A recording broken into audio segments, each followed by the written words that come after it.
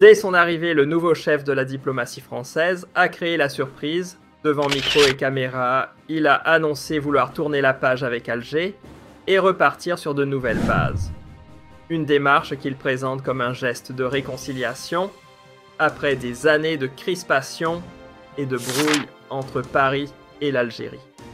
Dans un contexte où son gouvernement déjà fragilisé à l'intérieur cherche désespérément des succès à l'international, il a insisté renouer le lien historique avec l'Afrique du Nord et plus particulièrement avec Alger est sa priorité. Pour lui seul, le dialogue sincère et la compréhension mutuelle permettront de dépasser les rancunes du passé. Mais cette main tendue sous ses airs conciliants a aussitôt déclenché une tempête politique en France. La droite radicale et plusieurs anciens responsables crient déjà à la capitulation face à Alger. L'offensive diplomatique lancée par Paris n'aurait pas pu tomber à un moment plus explosif. Après des mois de gel total et d'escalade verbale entre les deux capitales, tout avait basculé lorsque les déclarations d'Emmanuel Macron, jugées humiliantes pour la mémoire et la souveraineté algérienne, avaient mis le feu aux poudres. Alger n'avait pas tardé à riposter suspension brutale d'accords bilatéraux, y compris celui de 2013 sur la coopération sécuritaire et remise à plat des relations consulaires et économiques. Pendant ce temps, loin de se refermer, l'Algérie avait choisi d'élargir ses horizons. Pékin-Moscou, Washington et Rome sont devenus de nouveaux partenaires privilégiés, reléguant l'influence traditionnelle française à un rôle marginal dans un marché qu'elle croyait autrefois verrouillé.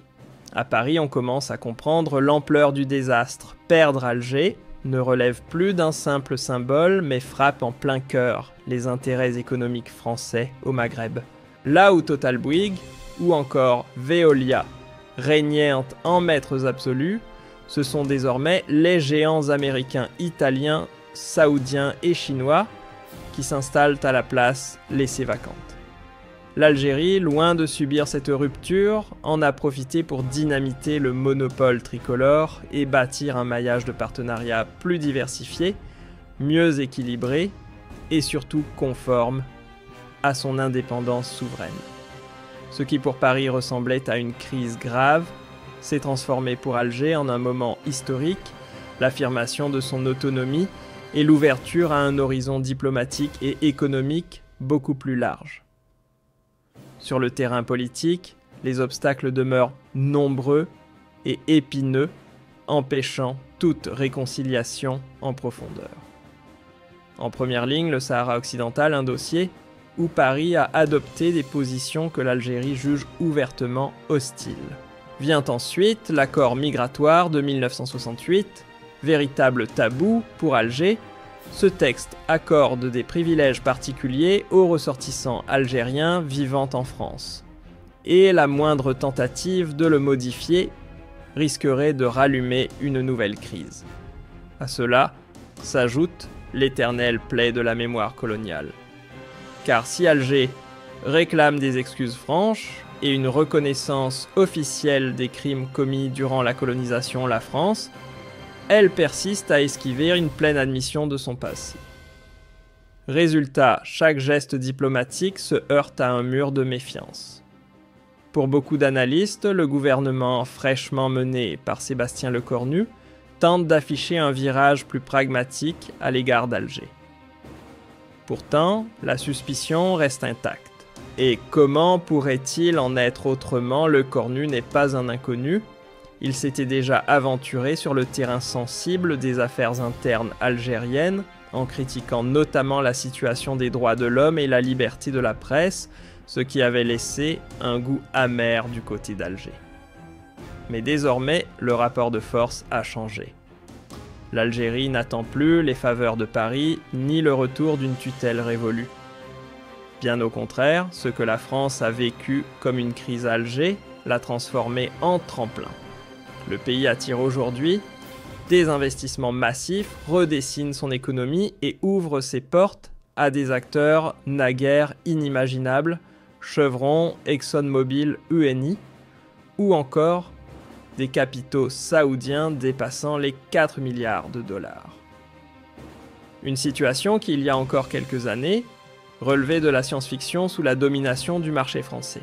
Grâce à ce bouleversement, l'Algérie s'est affranchie de la dépendance politique et économique qu'elle entretenait jadis avec Paris et se présente aujourd'hui comme un acteur souverain reconnu et respecté sur la scène mondiale.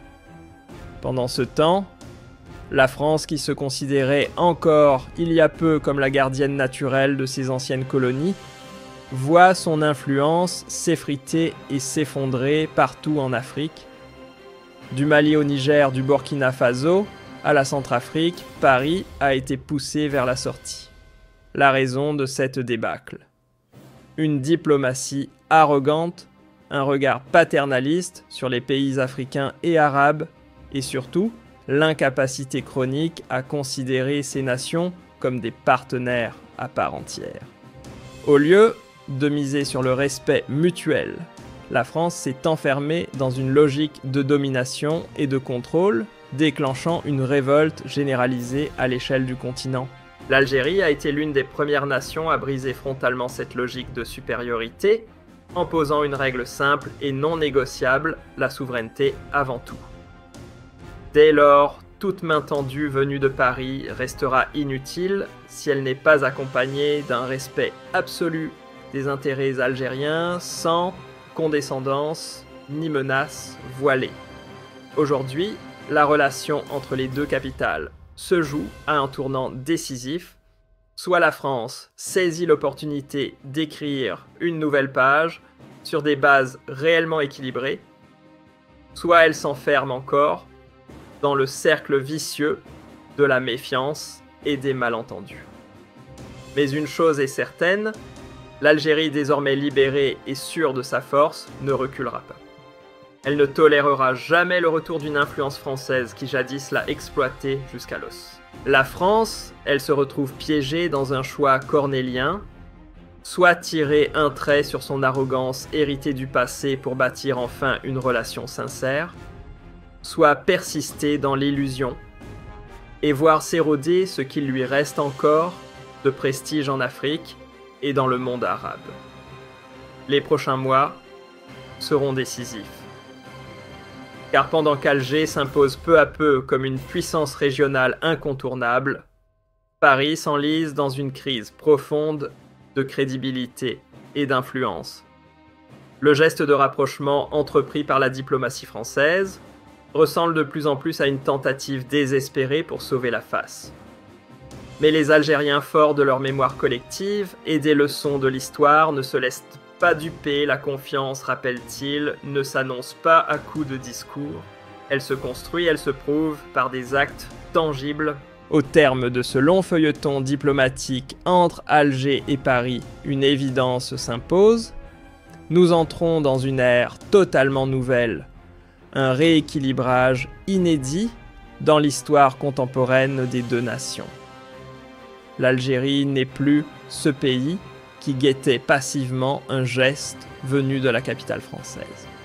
Désormais, elle avance avec assurance, portée par une stratégie extérieure limpide, bâtie sur l'égalité, le respect réciproque et la défense d'intérêts communs. Fini les dépendances terminées, les complaisances diplomatiques. La crise récente a servi de révélateur, la souveraineté algérienne n'est pas négociable. Et plus encore, Alger a prouvé qu'elle savait imposer sa voix et sa place sur l'échiquier régional, en s'appuyant sur une politique indépendante et des partenariats multiples, aussi bien avec l'Orient qu'avec l'Occident. Pour la France, l'heure est désormais à l'épreuve. Les leviers d'influence qui lui permettaient jadis de peser sur les choix politiques et économiques d'Alger ont disparu. Ces mécanismes patiemment construits autour de réseaux d'affaires et d'entreprises servant davantage Paris qu'Alger se sont effondrés sous la volonté d'émancipation affirmée du peuple et de l'État algérien. Aujourd'hui, après 10 années de brouille, la diplomatie française affiche l'envie de tendre la main. Mais cette main Alger ne la saisit qu'avec une extrême vigilance. Car l'histoire a laissé une leçon claire, les intentions bienveillantes n'ont aucune valeur tant qu'elles ne se matérialisent pas en engagements solides et en actes concrets. L'Algérie d'aujourd'hui n'a plus rien à voir avec celle d'hier. Transformée en profondeur par des réformes économiques audacieuses et des mutations internes décisives, elle ne voit plus la France comme son unique allié, ni comme son seul passeport vers l'Europe et le reste du monde. Désormais, Alger s'appuie sur un vaste réseau de partenaires diversifiés. Voilà pourquoi réduire la relation franco-algérienne à une simple coopération diplomatique serait une erreur grossière. Ce lien, à la fois intime et douloureux, s'enracine dans plus de 150 ans d'histoire, colonisation brutale, domination, révolte sanglante, mémoire encore vive et reconstruction laborieuse. Un héritage complexe qui continue de façonner jusque dans les non-dits la manière dont les deux pays se regardent. Cette relation tourmentée a laissé une empreinte indélébile sur les deux rives de la Méditerranée et ses répercussions pèsent encore aujourd'hui sur la politique, l'économie et la vision que chaque peuple porte sur l'autre. Les racines de ce conflit moral et politique plongent jusqu'en 1830, année où la France lança la conquête de l'Algérie. Officiellement, il s'agissait d'une riposte diplomatique. En réalité, l'objectif était clair, étendre son influence et s'imposer comme puissance dominante dans le bassin méditerranéen. L'occupation fut d'une brutalité implacable, terres confisquées, structures sociales détruites, population autochtone reléguée au rang de citoyens de seconde zone. Une violence systématique qui allait façonner pour des générations entières la mémoire et les rancunes des deux peuples. Dans les grandes villes, les colons européens finirent par devenir majoritaires et s'arroger des privilèges économiques et juridiques considérables pendant que les Algériens musulmans restaient enfermés dans un statut d'exception privée de toute existence politique. Cette inégalité inscrite dans la loi et les institutions elles-mêmes creusa un fossé immense qui ne fit que s'élargir au fil des décennies. Mais la riposte algérienne ne tarda pas dès les premières années de la conquête. Une résistance acharnée s'organisa d'une intensité exceptionnelle. Des figures emblématiques, comme l'émir Abdelkader, devinrent les symboles de ce combat pour la dignité et la liberté, même si leur courage fut écrasé par la supériorité militaire implacable de la France. Au-delà des batailles et des fusils, c'est surtout une mémoire faite de souffrance, d'exil et d'humiliation qui s'est gravée dans l'âme collective des Algériens. La colonisation de peuplement ne s'est pas contentée de redessiner les frontières, elle a bouleversé de fond en comble le territoire. L'économie tout entière fut réorientée vers une logique d'exploitation au seul bénéfice de la métropole. Les terres agricoles et les mines furent mises au service des intérêts français, tandis que la population autochtone se voyait réduite à une main-d'œuvre bon marché corvéable à merci.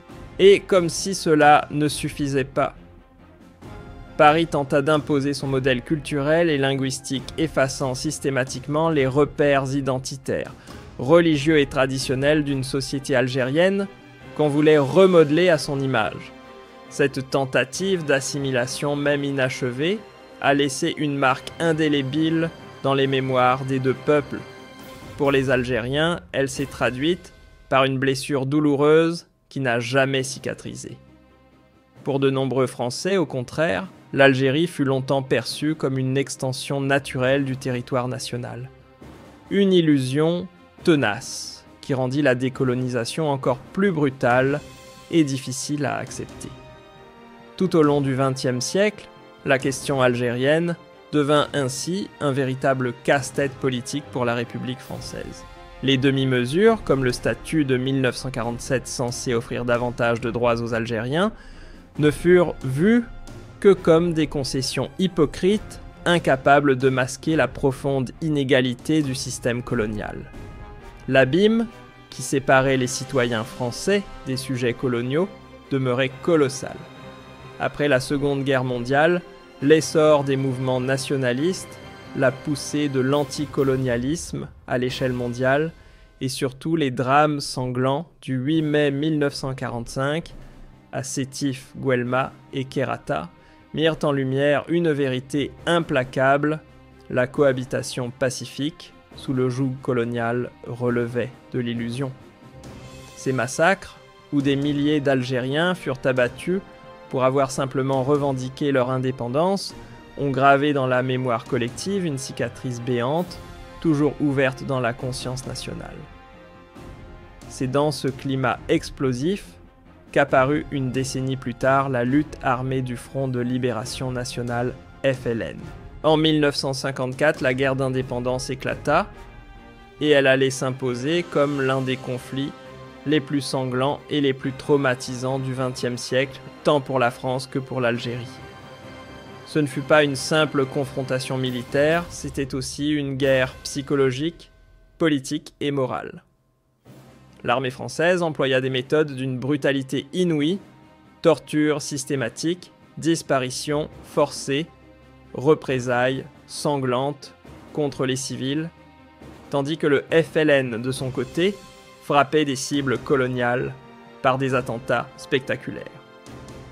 Résultat, les deux sociétés furent précipitées dans une spirale infernale de haine, de peur et de terreur réciproque.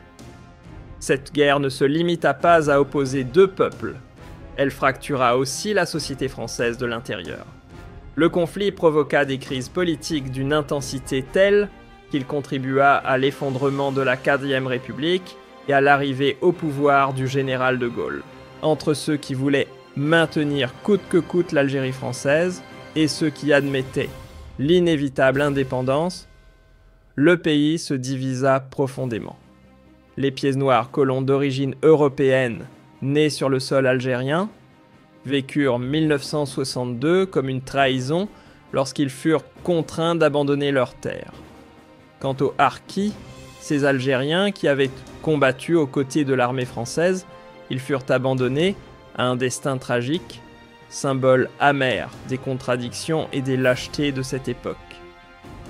De l'autre côté de la Méditerranée, le 5 juillet 1962, résonna comme une véritable renaissance, l'indépendance algérienne fut célébrée comme une victoire historique, symbole d'une dignité enfin reconquise.